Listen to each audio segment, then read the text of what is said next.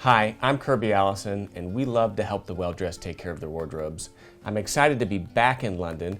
If you all remember, the last time I was here in April, I had the opportunity to be measured by Bespoke Shoemaker Dominic Casey, and we're back now, and we're ready for the first fitting. So, Dominic, thank you so much for agreeing to come and meet me here at the club. And what do we have? Yeah, and we've got some shoes for you to try on now. Fantastic. So let's take a look and see what we've got. Kirby, let's see. The Bespoke messenger bag. The Bespoke bag and the Bespoke shoes are coming out. Let's see what we've got here. Can't wait to see what we have. We'll get that. These are the original drawings that we took of your feet there. So that's where we started off. Here we've got, that's the one that we started carving in the last maker house, and that's the other one there. One of the benefits of doing the fittings in London is that you can actually stand to bring the last with you.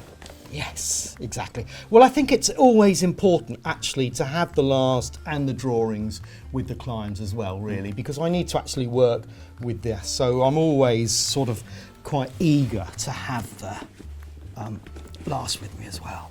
And here are the shoes. Yes, ready. Beautiful. Ready for you. Let's get that out of the way. And then there we go. So, Kirby, this is the start of our first fitting with your shoes.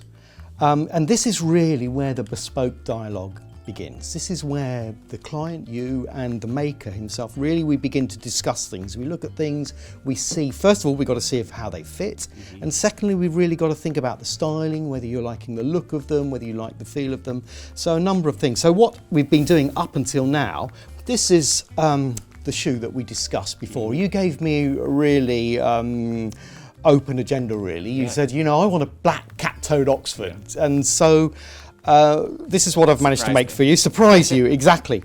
So the previous videos, we looked at actually making the last. So we looked at measuring your feet.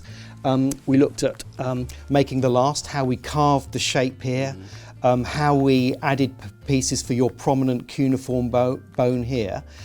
And then we discussed the toe shape of the shoe, and you said to me we had a number of ideas, and you said to me, you gave me a few word clues. We thought Clubland London, Negroni, and I was thinking of something 50s military with slightly raised cap. So what we've actually made for you here through both the last and the shoe is really quite a unique bespoke object, because we've not seen this shape before together until now. It's just been words, hasn't it, really? And so we've actually made something, and it's a unique, this is part of the bespoke process. The sides are very straight here, which gives it a very different type of look. The round toe here is actually symmetrical, so if you actually put a line down the middle, the curvature on the inside and the outside is balanced. So it's not an almond? So it's not an almond toe, no, exactly. Because an almond would be slightly asymmetric? Asymmetric, you'd have asymmetric, it would be fuller on the outside, and you'd also have a much more curved line running through here. And then finally, we've given you some height on the toe box. Traditionally, a lot of round toes and a lot of lasts are carved flat across the top. But this gives you that really classic kind of 50s, slightly military elegance. So when you actually shine the caps that which you will do, you'll really get a lot of movement and a lot of shape through the front of the cap. It just creates more three-dimensionality to it. It gives a real three-dimensionality rather than just having it flat across there. And that's really, in a way, what the bespoke process represents. It's you coming with an idea and me thinking about that idea and saying, well, actually, how can I actually carve that into a piece of wood? And then how can I make it into a piece of leather? And this has got a number of other things that you actually asked for all of them as well. So it's got the seamless back that you wanted. So there's no seam running down the back.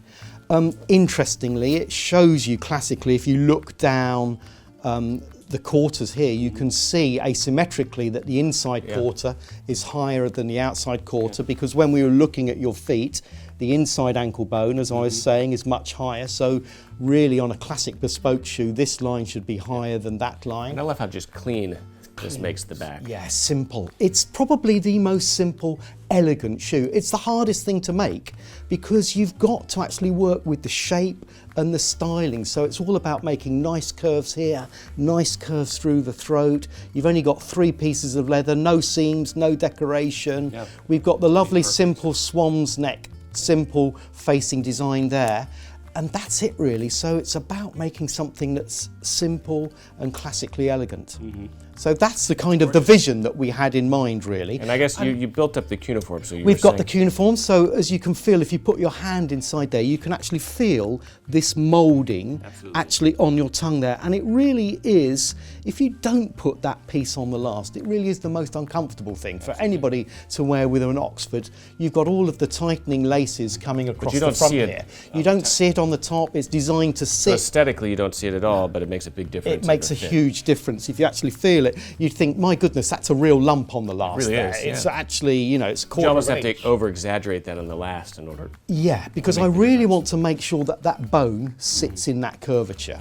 And that's one of the things, because apart from just the style of these things, what we've got to do is actually put them on your feet now and make sure that they fit and make sure that the actual clip is in the right place, the length's in the right place, and then we'll see where we go from there really. So describe a little bit, you know, the stage that you've taken the shoe to in this fitting.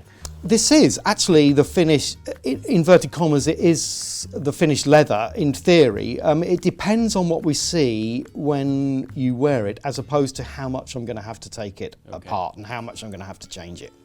There are a number of things which you can change on a shoe without actually taking apart the whole thing. And those can be done subsequently once the sole and heel are on.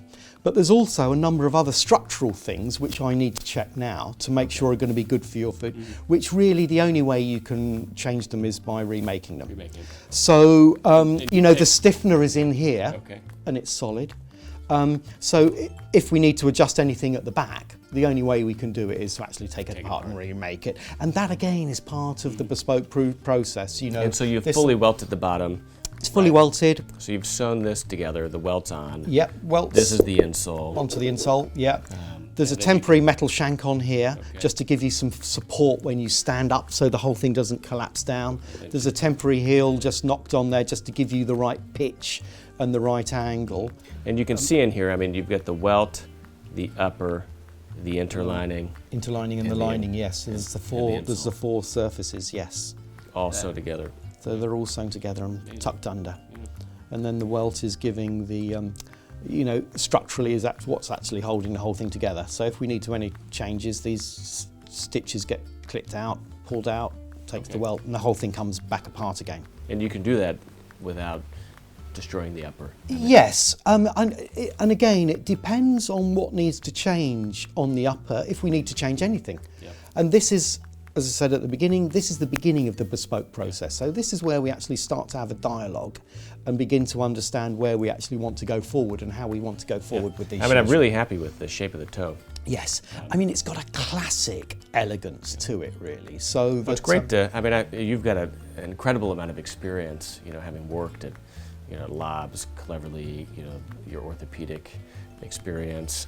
You know, you've been doing this for, you know, quite a long time, and it's really exciting to, you know, to work with you and to just see kind of the culmination of all that experience, but kind of manifested through an opinion and a personality and kind of your understanding of me into something that, you know, up until seeing this the first time, pretty much a complete surprise. Yeah, I know, and it's nice to it's nice to do that, and that is part of what Bespoke should really be about. As we always said, you know, it's really about the process. It's about the process and the relationship. The relationship. You know, it's about the relationship, and you know, there's lots of people that can make shoes, and but actually finding a shoemaker that you're comfortable with, and well, that you have good chemistry with, I think, also. And that's what people don't really understand. You know, people may see a shirt or a jacket or something like that, or a pair of shoes, and think, you know what, I need to go and see that chap and get a pair of shoes just like that. But the point is, that doesn't suit them. It doesn't suit their character. It doesn't suit their personality. And what you really need to do as a bespoke maker is, I'm not interested in getting you wearing what I want to wear. I'm interested in you wearing what you want to be wearing. Yeah. And that's really the difference. And kind of the interaction between the client, the maker. I mean, it really is the chemistry should produce the outcome versus the client saying, copy this. Exactly. Exactly. And it is really, and then once you've actually got someone that you feel comfortable with, you can go into them and say, look, Dominic, I want to be wearing something which is maybe a casual shoe, and I want to wear it in this type of way with these type of clothes. What do you think we should do about it? And it's really got nothing to do with what samples I've got. It's saying, well, actually, let's come to a conclusion. Let's talk about what colours we like to. When you spend so much time with your bespoke maker, presumably, that the chemistry is important. It should be fun. Yeah, it is. Well, actually, you know what? It is fun. Because you could be the best shoemaker in the world, but if you were a total bore and incredibly dull, I mean, where would be the fun? And exactly. Yeah. And I question technically. I mean, you'd probably end up with a less, like an inferior product, because again, it doesn't have any of that kind of bespoke experience built into it. Yeah. And if it's not fun and you don't feel comfortable, you really need to be out of the way. So in many ways, what it does is it throws the emphasis on the client almost to actually interview their shoemaker or their tailor or their shirt maker and think, actually, do I feel comfortable with this? They do look very nice. I mean, I shouldn't say off camera. They do look very nice. I love the shape of the toe. It's incredibly elegant. I've always thought of a round toe as being quite boring and not having any shape or definition. And here, I mean, it's it's almost mistakable for an almond because it still has shape. Yes, and it's got sculpture shape and character and sculpture, and that's the key. The key is to get the last and get the shape and the character into it, really.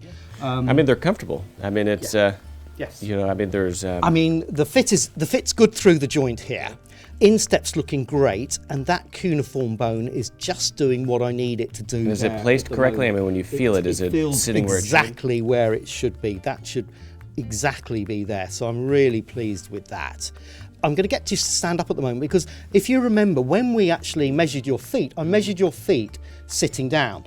And I said, well, what happens when people, as soon as they stand, their foot expands, their weight moves the shoe out. So you might say to me, oh, Dominic, there's a lot of space hanging about there. And I'd say, Kirby, we've not actually stood you up yet. So that we can watch that change as soon as we stand you up. So as soon as you stand up and you actually put your weight down on here, as soon as you stand up, you can see that actually begins to put that toe right on the area where it needs to be, and it also puts your inside joint right in this area that it needs to be. So I know that the width is really good in this area here.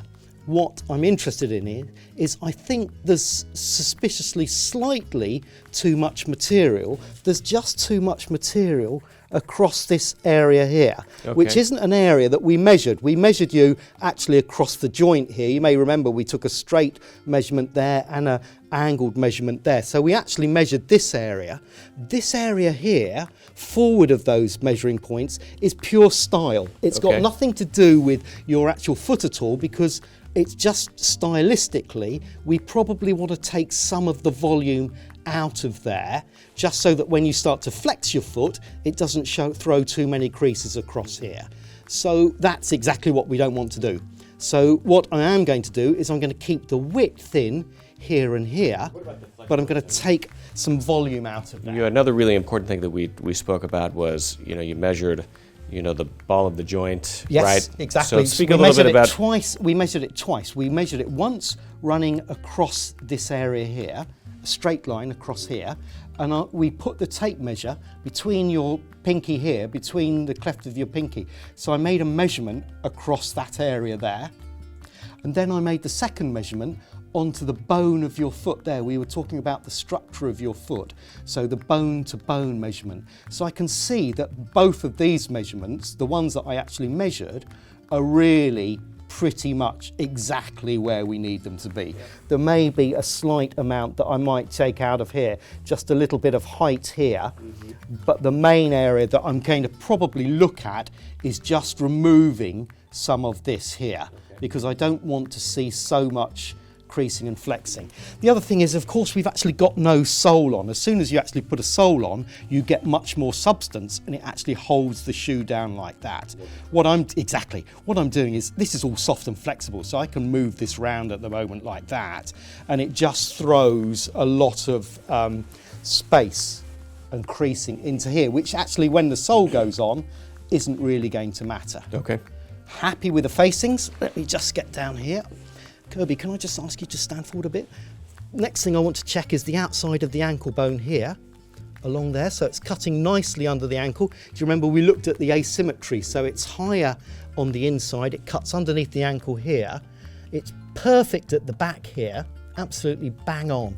But there's a little bit of volume, you were terribly slim through here anyway, and there's just a little bit of volume on the outside of the last here. So if we're looking at your back height of the shoe there, what I'm saying is I've got this curvature correct, but what I have got, there's a bit too much space just in there, which needs to come out, and especially just down through this inside. You're very slim in this area here as well.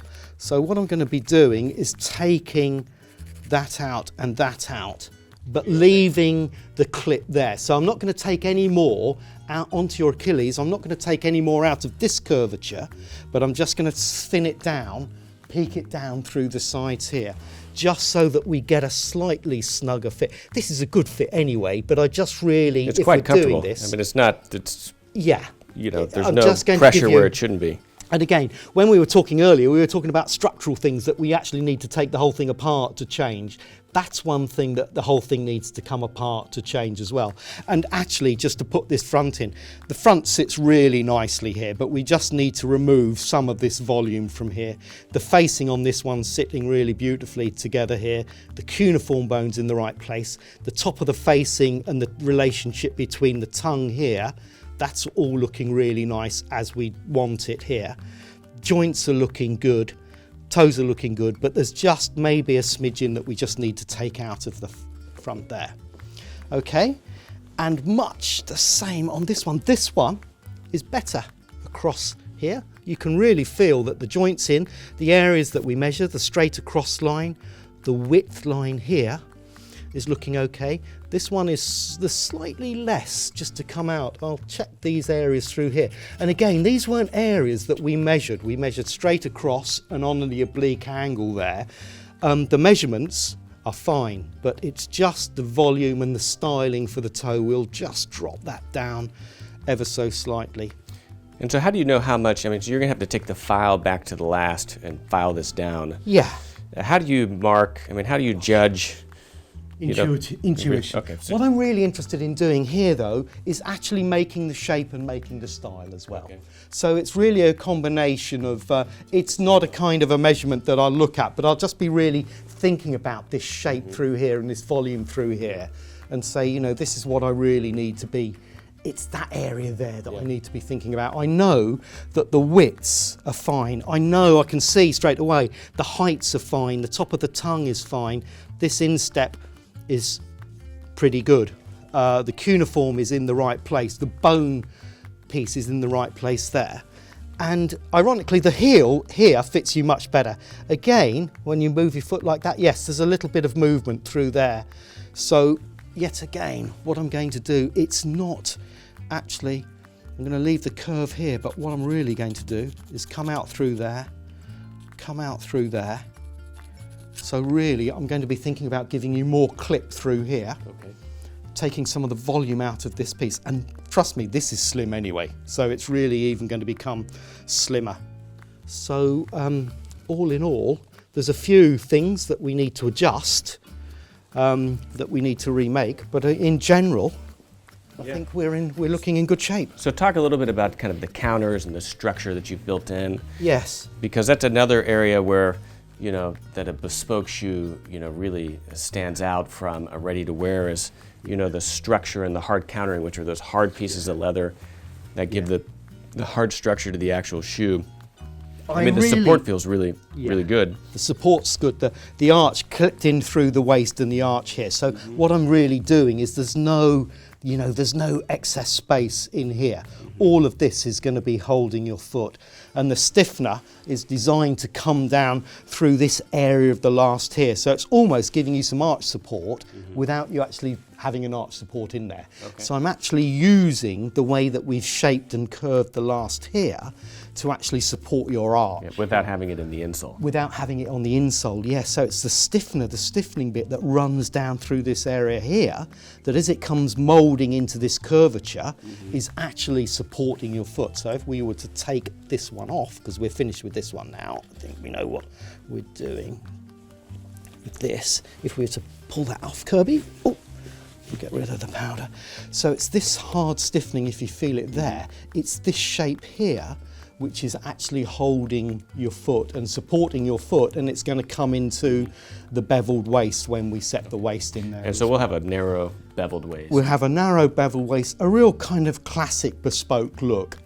Without being too exaggerated. Without being too exaggerated, no, because it's actually got to give you some support.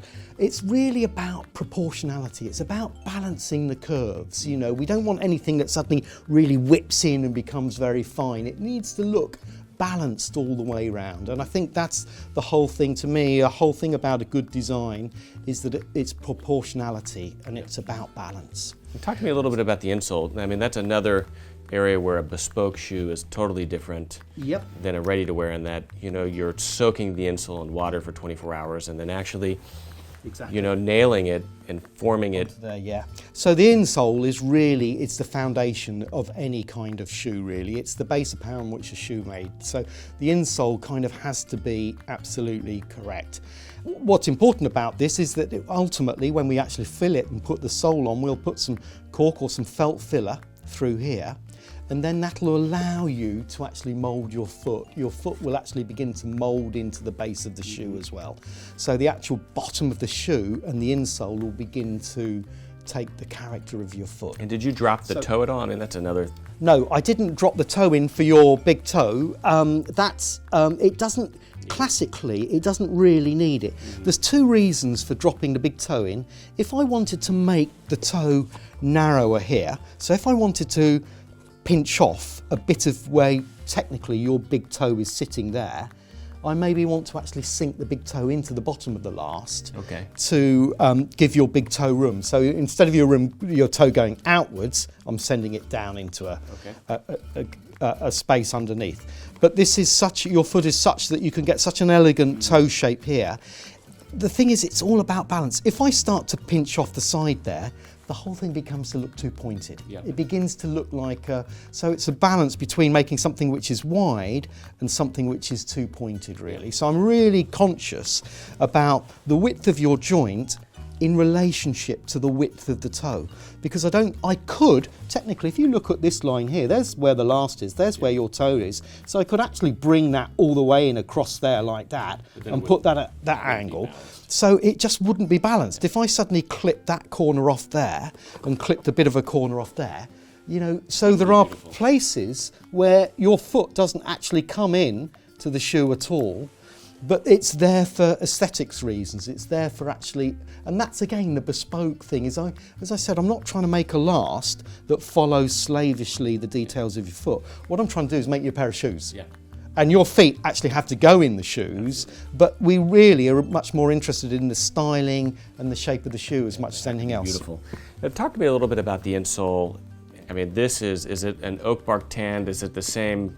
You use Baker? Yeah, Baker's leather. So all of it is Baker's leather. So even the upper? Stiffener, no, the upper is not Baker's. So, but all of the kind of the structural parts of the shoe, the insole, the weight, the welt rather, the toe puff, stiffener at the back, all of those parts of the material. And they're doing the oak bark. They do the oak bark tanning method, yeah. So which we visited J.R. Rindenbach, which is a German company that does something similar to Baker. And one of the incredible things that they were speaking about is how, you know, the traditional oak bark tanning method allows the leather to absorb up to 40% of its weight and water, which creates a very breathable shoe. Yeah. That wears cooler.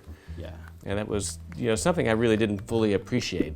Yeah. But I guess with the Bespoke shoe, I mean, again, it fits great, it looks beautiful, it's providing the support where it needs it, but also just because of the quality of the materials, you have a shoe that is naturally going to breathe as you perspire throughout the day. Yeah, exactly. I mean, the key here is also things like the lining. Nobody really ever talks about the lining, but this is a natural veg tanned lining. Okay. So it's a calf skin, so same type of skin as on the outside, but it's got no dye in it, it's got no colour in it, it's natural vegetable tanned.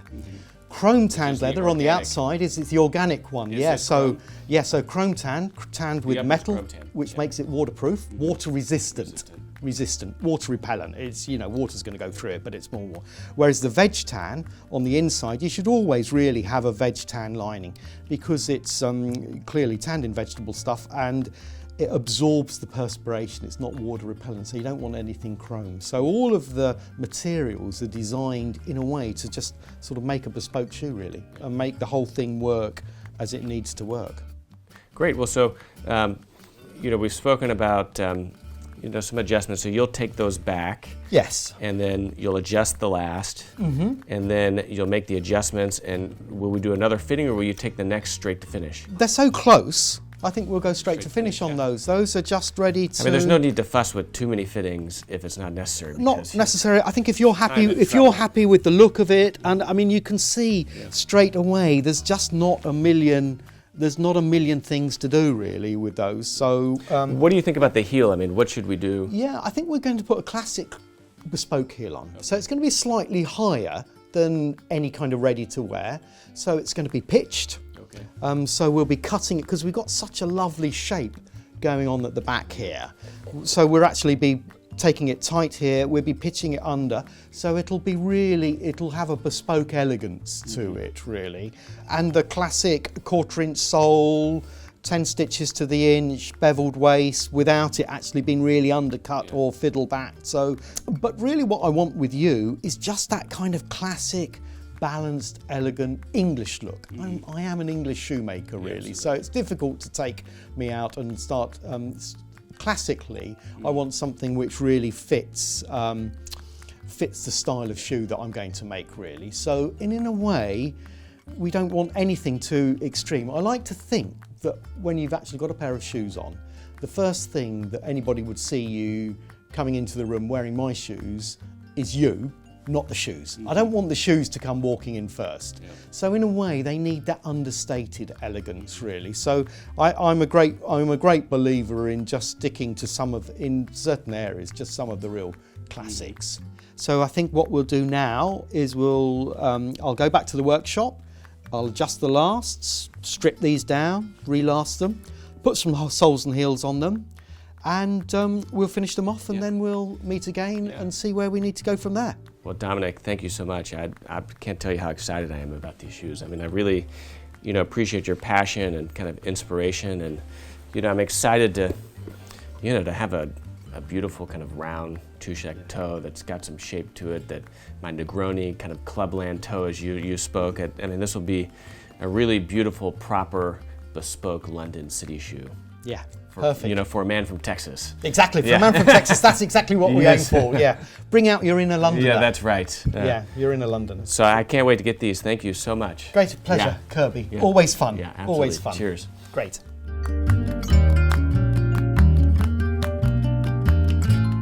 If you enjoyed this video, give us a thumbs up, and please subscribe to our channel and turn on your notifications by clicking the bell to the right of the subscribe button so that you can learn whenever we release new videos. If you have any questions or comments about anything we discussed on this video, please ask them in the comments section below. And of course, please visit hangerproject.com, where we have the largest, most comprehensive collection of luxury garment care and shoe care accessories in the world, as well as many other incredible products for the well-dressed. And while you are there, subscribe to our newsletter to receive notifications of new product launches, promotions, as well as a weekly digest of all the videos we publish here on our YouTube channel.